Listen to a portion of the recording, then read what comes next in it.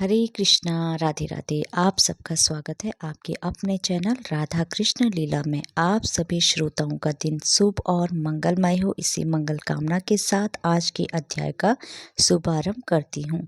कल आपने हमारे चैनल पर पौष मास का 17वां अध्याय सुना। आज आइए सुनते हैं आगे का अध्याय।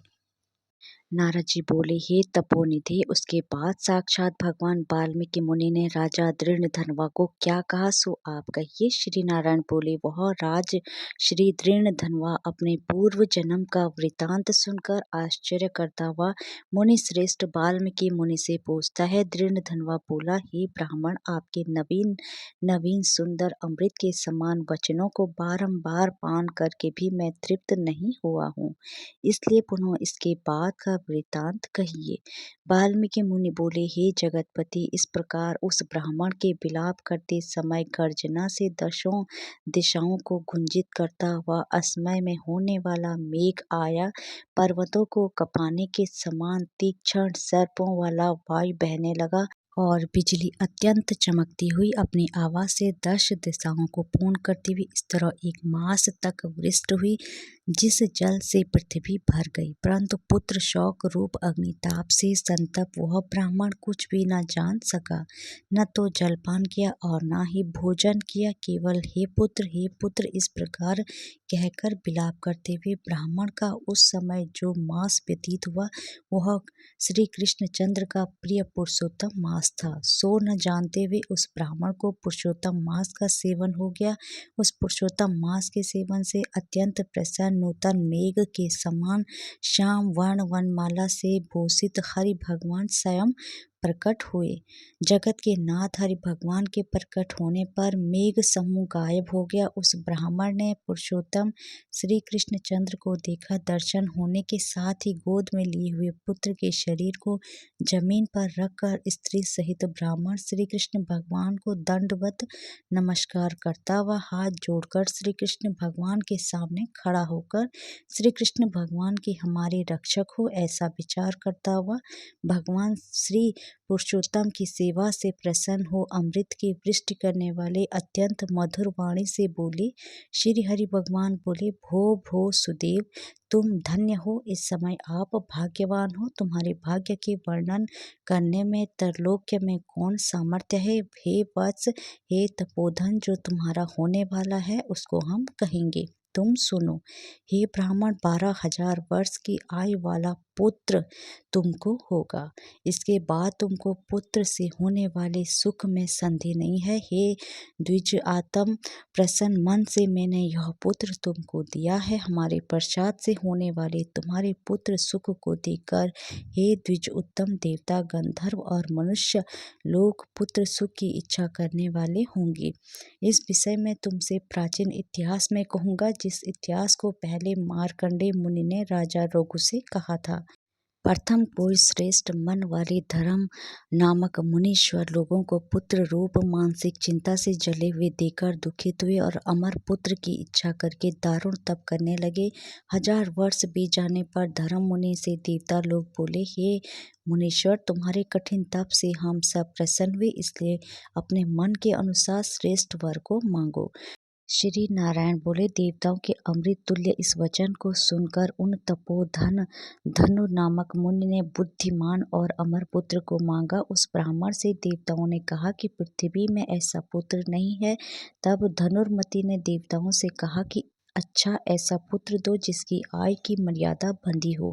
देवताओं ने कहा कि कैसी मर्यादा चाहिए, कहो। इस पर उस मुनि ने भी कहा कि यह महान पर्वत जब तक रहे तब तक उसकी आयु होवे, ऐसा ही हो। इस प्रकार कहकर इंद्र आदि देवता स्वर्ग को चले गए। धनु शर्मा ने थोड़े समय में वैसा ही पुत्र को प्राप्त किया।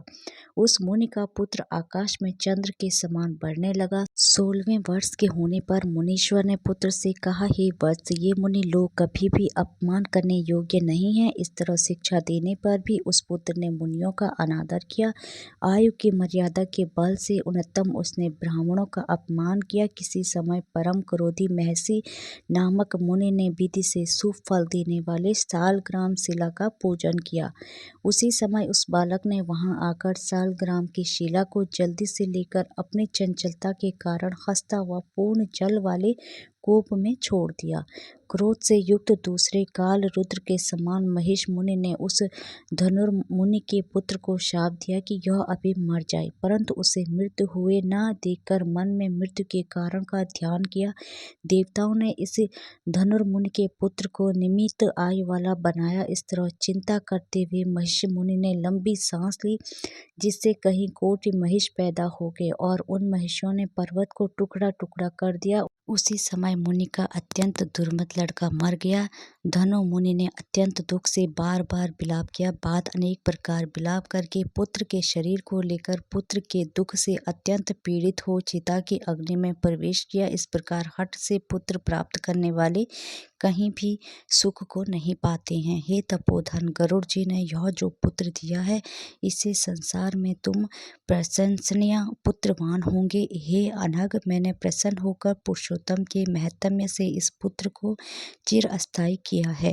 यह तुमको सुख देने वाला हो। पुत्र के साथ सर्वदा गृहस्थ आश्रम के सुख को भोगने के बाद तुम ब्रह्मलोक को जाओगे। वहाँ उत्तम सुख देवताओं के वर्ष से 1000 वर्ष पर्यंत भोग पर पृथ्वी पर आओगे। हे द्विज उत्तम, यहाँ तुम चक्रवर्ती राजा होंगे।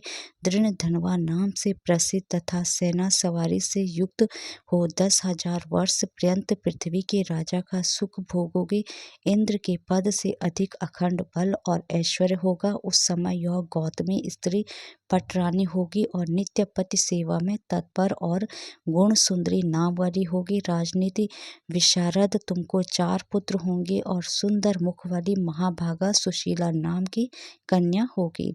हे महाभाग, सुर और असुरों को दुर्लभ संसार के सुखों को भोगकर तुम संसार रूपी समुद्र के पार करने वाले विष्णु भगवान को जब भूल जाओगे, तब हे विप्र, उस समय वन में यह तुम्हारा पुत्र सुख पक्षी होकर वट वृक्ष के ऊपर बैठकर वैराग्य पैदा करने वाले श्लोक को बार बार पढ़ता हुआ तुमको इस प्रकार बोध कराएगा। सुख पक्षी के वचन को सुनकर दुखित मन होकर घर आओगे। संसार के विषय सुखों को छोड़कर चिंता रूपी समुद्र में मग्न हे भूस्वर, तुमको वाल्मीकि मुनि आकर ज्ञान कराएंगे। उनके वचन निस्संदेह हो शरीर को छोड़कर हरि भगवान के पद को दोनों स्त्री पुरुष तुम आओगे, जो कि पद अवागमन से रहित कहा गया है। इस प्रकार महाविष्णु के कहने पर वह ब्राह्मण बालक उठ हो खड़ा हुआ। वे दोनों स्त्री पुरुष ब्राह्मण पुत्र को उठा हुआ देखकर अत्यंत आनंदित हो गए। सब देवता लोग भी संतुष्ट होकर पुष्पों की वर्षा करने लगे। सुखदेव ने भी श्री हरि को और माता को प्रणाम किया। उस ब्राह्मण को पुत्र के साथ देखकर गरुड़ जी भी अत्यंत प्रसन्न हुए। उस समय चकित होकर ब्राह्मण ने श्री हरि भगवान को नमस्कार किया और हाथ जोड़कर हृदय में होने वाले संदेह को दूर करने के लिए हर्ष के कारण गदगद वचन से जगदीश्वर से बोला, हे हरे, मैंने 4000 वर्ष पर्यंत लगातार अत्यंत दुष्कर तप किया। उस समय मेरे को आपने वहां आकर जो कठोर वचन कहा, हे वत्स, हमने अच्छी तरह देखा है। इस समय तुमको निश्चित पुत्र नहीं है।